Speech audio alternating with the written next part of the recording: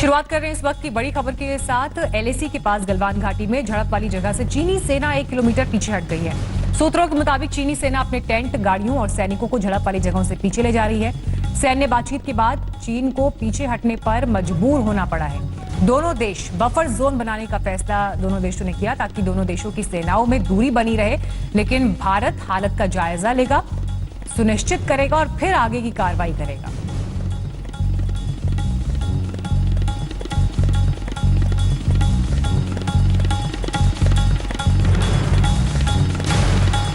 आठ पुलिस वालों की हत्या के बाद फरार गैंगस्टर तो हाथ नहीं आया, लेकिन उसे लेकर खुलासे पर खुलासे हो रहे हैं।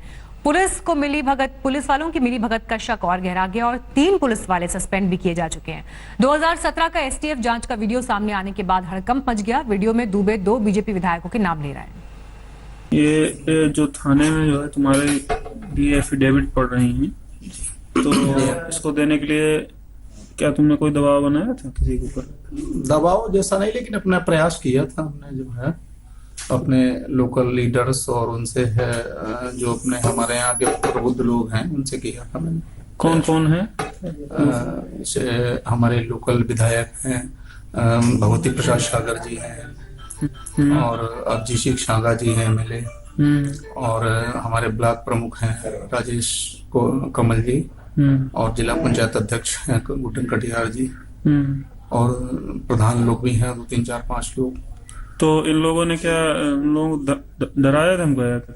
नहीं, डराया धमकाने ने ये इन लोगों को समझाया था कि देखो अगर ये नहीं है और ये फर्जी हैं तो इनकी मदद करो, अगर ये मुलजिम है तो कोई बात नहीं, लेकिन ये चूंकि फर्जी हैं इसलिए आप इनके लिए जो है कुछ जो भी साफ करना है वो निकालें। तो तुम्हारी पत्नी ने तो नहीं डराया धमकाया? नहीं, पत्नी मेरी कभी जाती नहीं है, पत्नी मेरा बच्चों बराबर है गाँव। वो खाली बैठक जो जिला पंचायत की बैठक होती है बस उतनी ही। इन लोगों से जो माननीय लोग हैं तुम्हारी बात होती है? जी हाँ, टेलीफोनिक? हाँ, टेलीफोनिक भी होती है, आने जाने से मुलाकात भी होती है। तो फोन से ही तुमने इन लोगों से बात की कि ऐसे कराइए? हाँ, नहीं, पहले तो हमारे लोकल लोगों ने कहा, वहाँ गांव के लोगों ने जब ये बात सुनी, इसके बाद फिर हमने भी प्रयास किया कि ये बात है, तो फिर इन लोगों ने मदद भी की कि अगर ये गलत इनका नाम इसमें आया है तो इसको जो है किसी तरीके से नाम इनका निकाला जाए, गलत है तो ये कैसे पता लगा आपको कि जो है आपका नाम गलत आया है? या ये साहब पूरी जनता जानती है, मैं स्वयं जानता हूँ कि जब जिस मैटर से मेरे कोई मतलब जिस समय ये हत्या हुई थी, मेरा नाम उस समय षड्यंत्र में बाद में बढ़ाया गया था, तीसरी तहरीर में। किसकी हत्या हुई थी? एक कुशवाहा जी हैं, उनके भाई की हत्या हुई थी। नाम तो उनका जिनका है उनका नाम मालूम है, जो वादी हैं। हत्या किस तरह से हुई थी?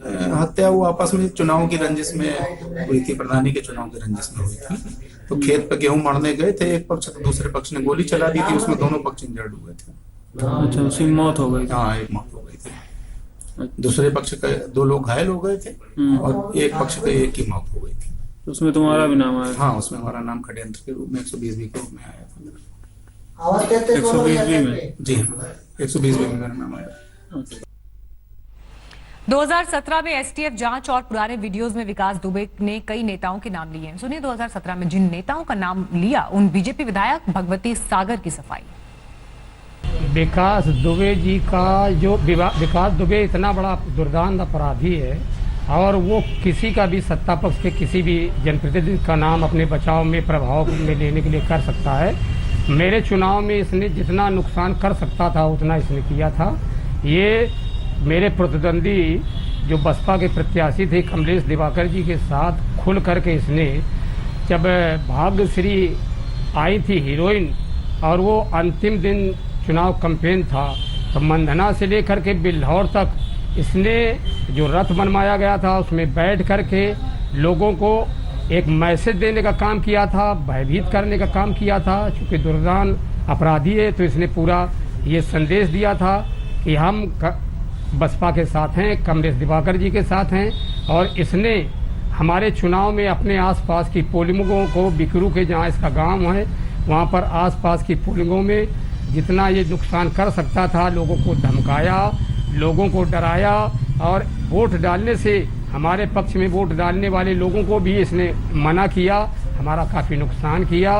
और ये मैंने कभी भी इसका पक्ष नहीं किया है। और ये तो वैज्ञानिक युग है, कॉल डिटेल निकलवा ली जाए और ये जिले से लेकर के प्रदेश और देश के जितने भी अधिकारी हैं उनसे पूछा जाए कि क्या भगवती प्रसाद सागर जी ने कभी इसके फेवर में कभी कोई किसी अधिकारी को कोई सिफारिश की।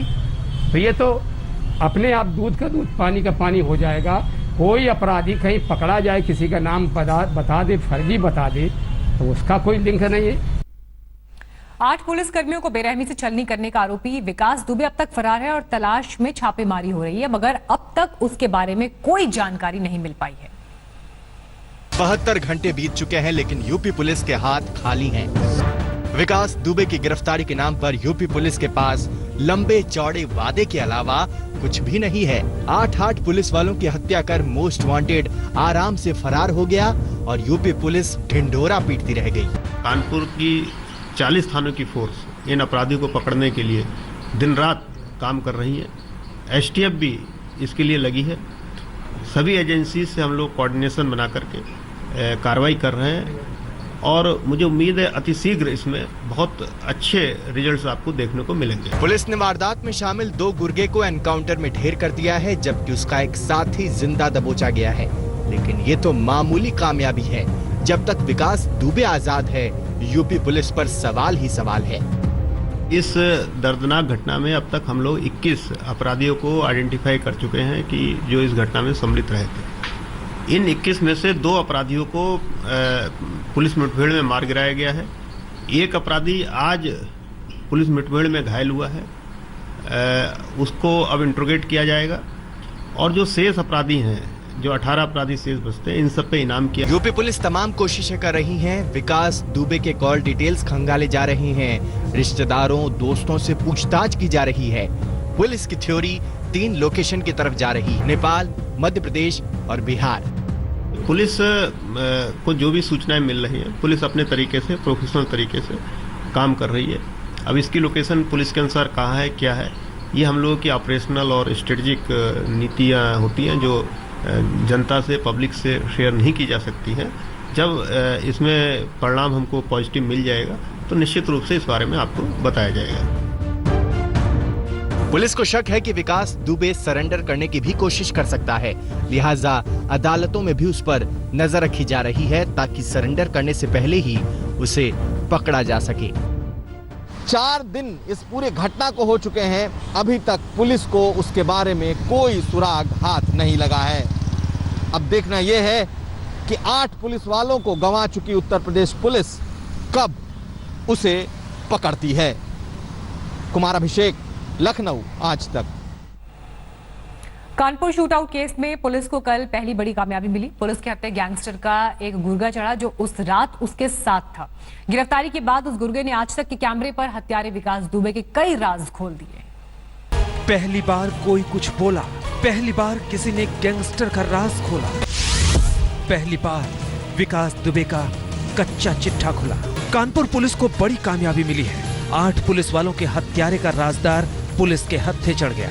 आज तड़के कानपुर में ही मुठभेड़ के बाद पुलिस ने गैंगस्टर विकास के एक साथी को गिरफ्तार कर लिया, जो उस खौफनाक वारदात के वक्त विकास के साथ ही था। गैंगस्टर ने कैमरे के सामने कबूल किया कि विकास दुबे ने खुद पुलिस पर फायरिंग की। विकास को पुलिस के आने की खबर थी, थाने से ही मिली थी पुलिस रेड की खबर। विकास ने फोन पर 20-25 लोगों को बुलाया, सभी हथियारों से लैस होकर आए थे। गांव के पास बगिया में होती थी गैंग की बैठक। मेरे पास अब एक बंदूक है, बस वही मारवाड़ी, बाकी सब फर्जी है। नहीं तो इसमें पुलिस वालों कैसे मार दिया था? अरे मेरे आदमी रहा, मेरे सलाह रहा है, गोली घंटा नहीं चल रही। कितने लोग थे? 25-30 आदमी। क्या जानकारी कैसे लोग पता चल गया इसके बारे में? उससे ने बुलाया फोन करके। किसने फोन करके बुलाया? विकास बोला। और कौन से प्रमुख लोग थे? और प्रमुख कबूली हम तो घर के अंदर लाते, हमको तो हमने देखा नहीं। बाहर नहीं देखा। ये बताइए है कितने थे? असल है जितने पता नहीं, हम तो घर के अंदर लाते हैं। घर के अंदर कितने असलहे थे? घर के अंदर कुछ नहीं था, वो तो सब खत्म हो गए थे, समझे एक ही के वही लेके निकला। एक कौन सी थी? वो बंदूक थी दयाशंकर का। तुम्हारा नाम थी? तुम्हारी बंदूक से गोली चलाई थी? हाँ। और कौन कौन से लोगों को आमतौर पर बुलाता था वो? घर में एक ही बंदूक। कौन कौन से लोगों को बुलाता था आमतौर पर?